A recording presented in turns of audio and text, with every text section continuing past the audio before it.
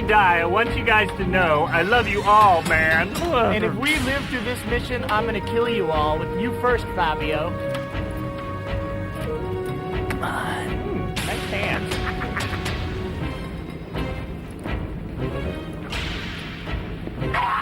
Does he think he's a crow? I wish he was the crow, then he'd be dead already. Look who's here.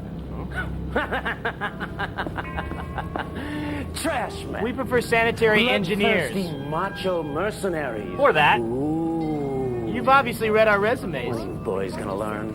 You don't win battles with biceps, and What you about can't fancy spend footwork? a bounty from a body bag. But in its infinite bleeding heart wisdom, the Geo Tribunal passes the bounty bill, and civilians get to fulfill their death wish. Here's to Death Major. Wish in all of Bronson's You will films. be shown the whereabouts and profile. Yeah.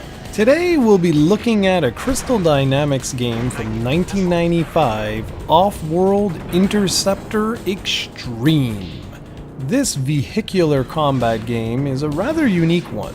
It supports a 2-player head-to-head mode and some rather unique aspects. For starters, there are 2 people trash-talking over all the cutscenes, which I'm sure was meant to be funny, but in the end it comes across as more obnoxious than anything. The gameplay is a mix of racing and car combat, where you're trying to make it to the end of a course, collecting as much money as possible and power-ups along the way. Now, I said a race. That's not entirely true.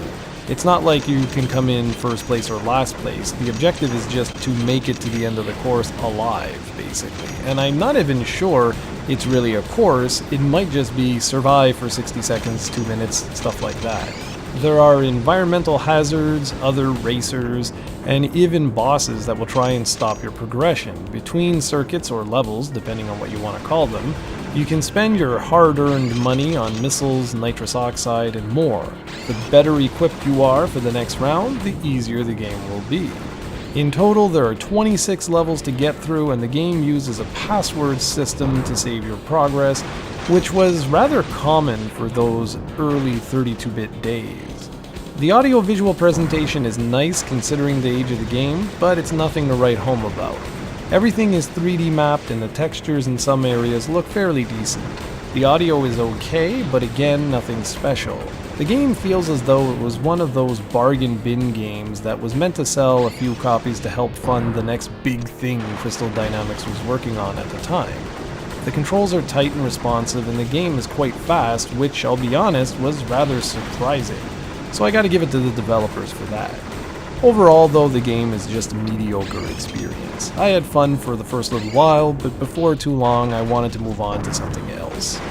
And it's funny how certain games have aged just so well, and then others you're kind of sitting there going, well, what was interesting about this to begin with? And this is one where I'm sure some people can appreciate certain aspects of the game, but for the most part, many will play for 5 to 10 minutes and then want to move on to something else. The good news is that this is a really inexpensive game, so if you like what you're seeing here, you can go ahead and give it a try.